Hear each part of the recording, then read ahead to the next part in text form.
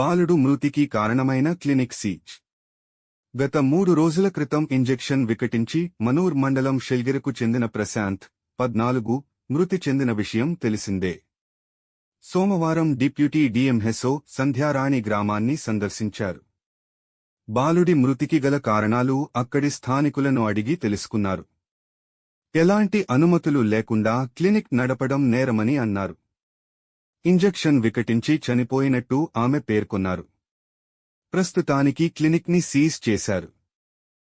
Sandhyarani deputy DMHO Narayankhed division మరియు Koteswararao sir SI గారు, తర్వాత మా మెడికల్ ఆఫీసర్ చౌహాన్ గారితో కలిసి ఇక్కడ మొన్న 19వ తారీఖున ఒక 13 ఏళ్ల బాబు మృతి చెందాడు.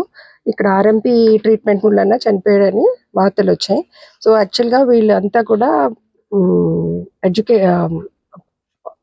ఎడ్యుకేటెడ్ కాదు. They should not treat the patients. అసలు క్లినిక్స్ కూడా నడపకూడదు. ఓన్లీ ఒకవేళ ఉన్నా కూడా క్వాలిఫికేషన్ ప్రాథమిక చికిత్స అని అనే పెట్టుకోవాలి. వీళ్ళకి అది కూడా లేదు. ఇప్పుడు మేము ఇక్కడికి వచ్చి చూస్తే ఏమీ చేస్తున్నట్టు లేకుండా చేశారు. బట్ వాళ్ళ పేరెంట్స్ వాళ్ళ స్టేట్మెంట్ ప్రకారం ఆ బాబుకి ఇంజెక్షన్ ఇచ్చిన తర్వాత, అంటే బుధవారం వరకు బాగానే ఉన్నాడు బాబు. జ్వరంతో దగ్గుతో జలుబుతో వెళ్తే ఏదో ఇంజెక్షన్ ఇచ్చారని చెప్తున్నారు.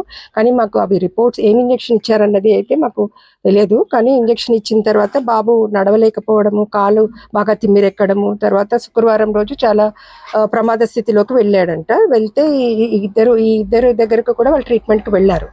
ఇక్కడ ఒక ఉంది, ఇంకొక చికిత్స కేంద్రం ఉందని చెప్తున్నారు వాళ్ళు. సో ఆ బాబుకు వికటించిన తర్వాత వాళ్ళు ఇక్కడ ఉన్న ఆర్ఎంపీ ఎవరైతే ఉన్నారో ఆయన బీదర్కి తీసుకెళ్ళమని చెప్పారట. వాళ్ళు దారిలోనే అబ్బాయి మృతి చెందగా మళ్ళీ అక్కడ తీసుకెళ్లేటప్పటికి బీదర్ దగ్గర తీసుకెళ్తే వాళ్ళు డిక్లేర్ చేశారు డెత్ అని.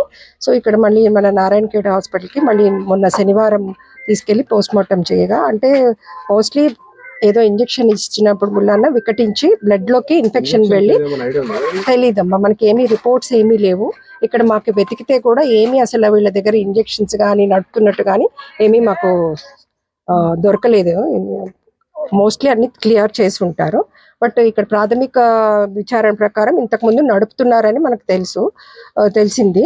ఇప్పుడు కూడా చెప్తున్నారు, మొన్న బుధవారం కొంతమందికి ఇచ్చిన ఇంజెక్షన్స్ ఇచ్చిన వాళ్ళకు కూడా కొంచెం గడ్డలు కట్టాయని మన ఆశ కూడా చెప్తున్నారు. సో ఏం ఇంజెక్షన్ ఇచ్చారన్నది తెలియదు. మరి ఒక్కొక్కసారి మనము కరెక్ట్ అయిన పద్ధతి, ఇప్పుడు ఐఎం అని ఉంటుంది, అంటే కండరానికి ఇవ్వాల్సింది ఒక్కోసారి రక్త నాళంలోకి వెళ్ళి ఉండొచ్చు. వెళ్తే అదేమవుతుందంటే బ్లడ్లోకి ఇన్ఫెక్షన్ అయి ఉండొచ్చు మనం అనుకుంటున్నాం. సో పోస్ట్ మార్టం రిపోర్ట్ దాన్ని బట్టి కూడా చూసుకొని మనము ఒక నిర్ధారణకి రావచ్చు. సో బ్లడ్లోకి ఇన్ఫెక్షన్ అయ్యి అబ్బాయి చనిపోయి ఉండొచ్చు అని మనం అనుకుంటున్నాం.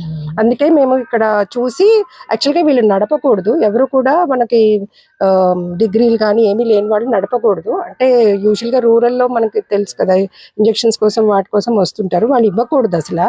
వాళ్ళు ఒకవేళ ఇచ్చినా కూడా, ఒకవేళ క్వాలిఫైడ్ కూడా లేకపోయినా ఆర్ఎంపీ అని టాబ్లెట్ వరకే ఇవ్వాలి, కానీ వాళ్ళు ఇంజెక్షన్ కానీ ఐవీ ఫ్లూయిడ్లు కానీ పెట్టకూడదు. ఇక్కడ ఐవీ ఫ్లూయిడ్ కూడా పెట్టినట్టు చెప్తున్నారు, కానీ మాకేమీ ఇక్కడ దొరకలేదు. అవునమ్మా, ఇక్కడ ఇక్కడ లోకల్ మెడికల్ ఆఫీసర్స్ కూడా తిరుగుతున్నారు. వాళ్ళు కూడా మేము ఇంతకుముందు కూడా ఇప్పుడు మనకు తెలియకుండానే జరుగుతున్నాయి ఇవి. ఇప్పుడు బోర్డులే లేవు చూడండి, మాకు ఎలా తెలుస్తుంది? అలా తెలియదు. తెలిస్తే మాత్రం ఖచ్చితంగా వాళ్ళ మీద యాక్షన్ తీసుకుంటాము.